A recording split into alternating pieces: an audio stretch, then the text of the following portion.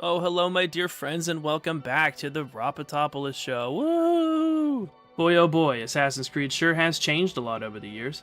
My beloved series that used to be about stealthily navigating urban areas, cleverly using your environment, and a small selection of tools to outsmart your enemies has turned into a mythological freak show of superpowered abilities, magical horse microtransactions, and massive, mostly barren landscapes.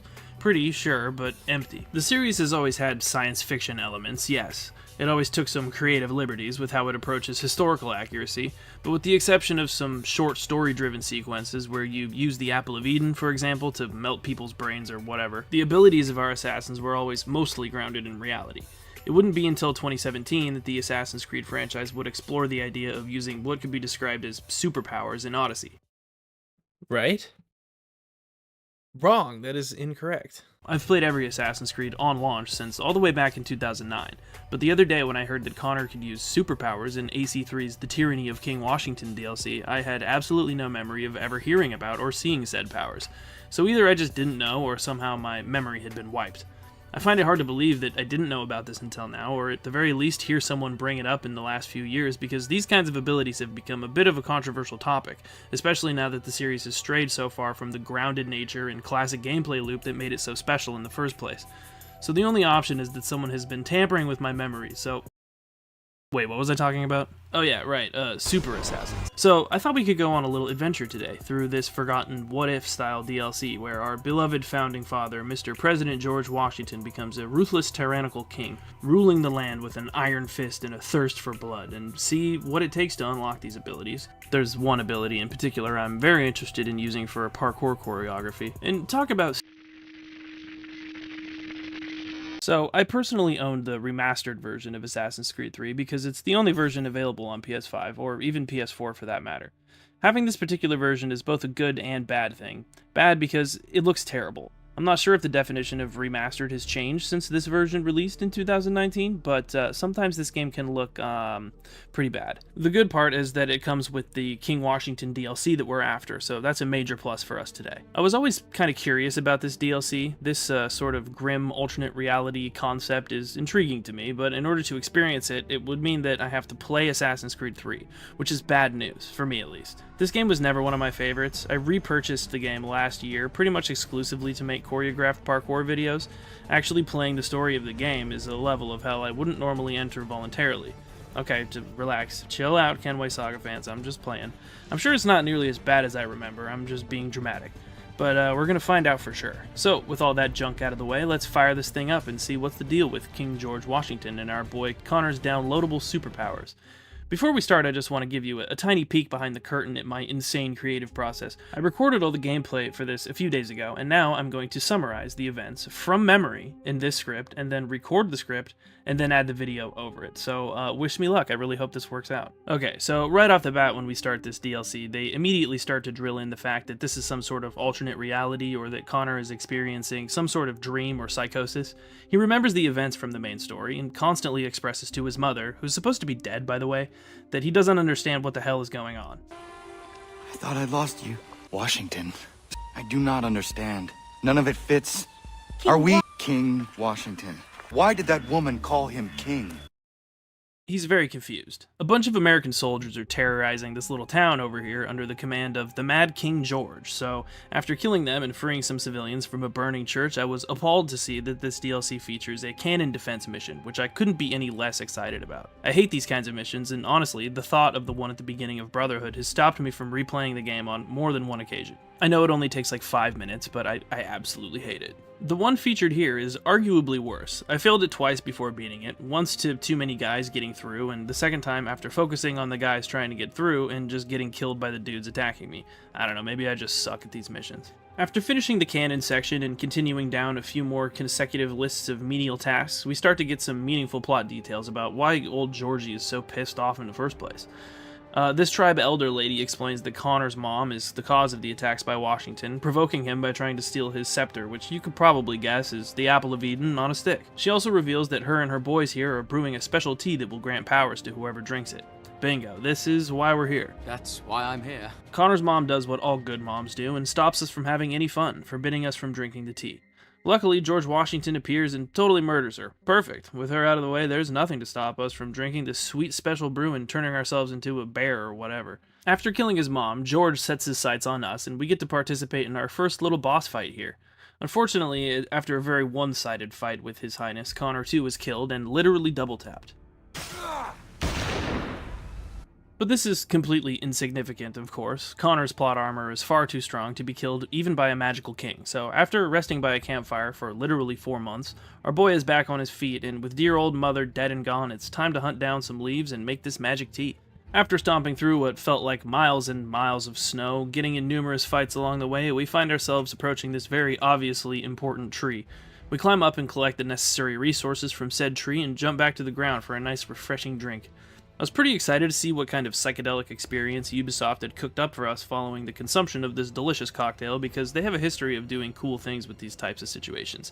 Take Far Cry, for example. I was a bit disappointed to see that instead of taking the psychedelic route, they kind of just used the Animus loading screen simulation thing instead. It still looks cool though. AC3 has this kind of shattery appearance to its Animus stuff, and I like that.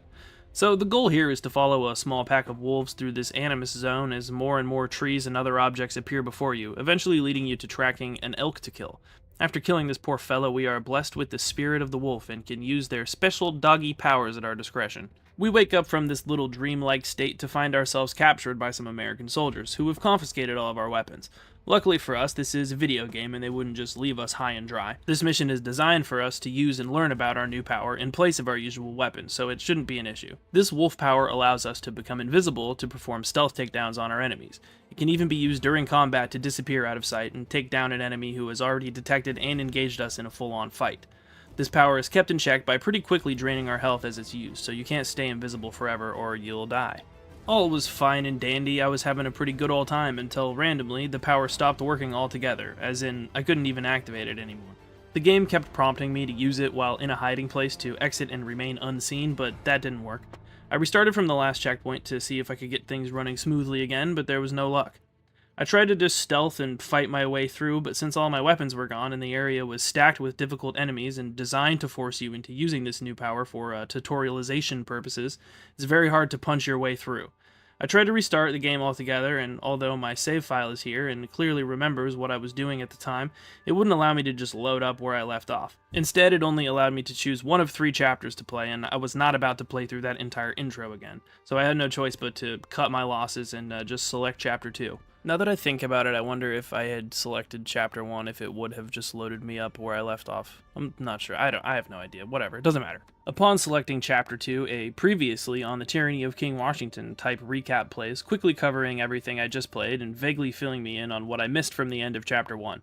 Long story short, after freeing capture and doing, I don't know, some other stuff, we are captured again. Nice. I use my finally working again wolf powers to escape and free my buddy here from the next door cell before leaving the area into a larger connected warehouse type zone. After reaching the other side, our guy tells us he wants to try some of our leftover juice so he too can gain sweet animal powers. Connor tells him that the juice is bad and he shouldn't drink it because it's extremely dangerous and will totally mess him up. So Connor does the most hypocritical thing imaginable and he drinks the tea himself. Alright, fine, I guess it's time to meet another animal. Please be the eagle, please be the eagle, please be the eagle, please be the... Yes! We're back in another Animus-type hallucination situation, this time for the power I've been wanting all along.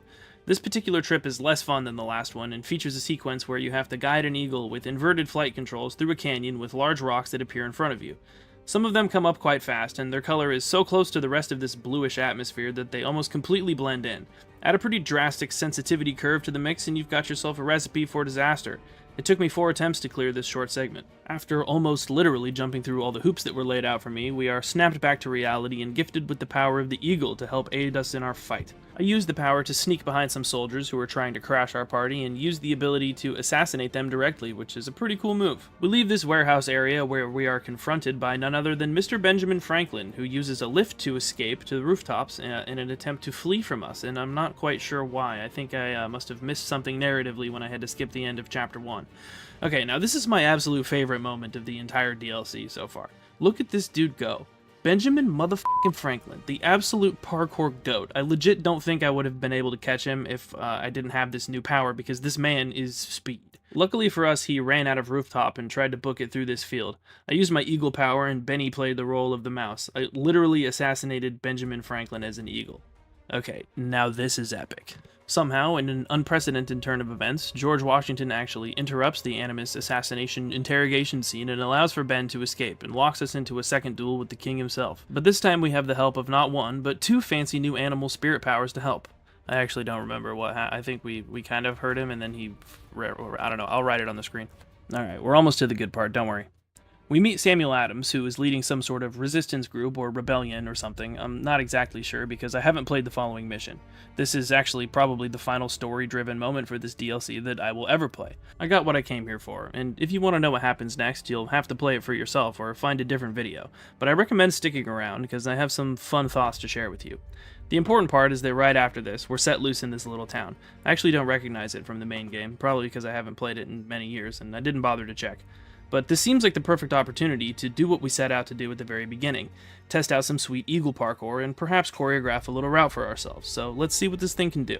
Well, as we already know, it lets us target things like rooftops, posts, poles, and other parkourable architecture and summon the power of the eagle to zip over to them at the press of a button.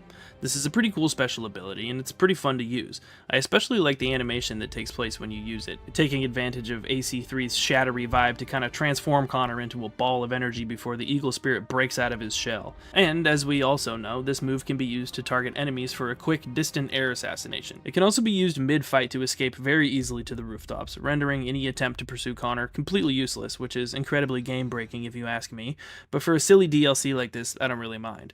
This power actually reminds me a ton of the zipline launcher from Syndicate.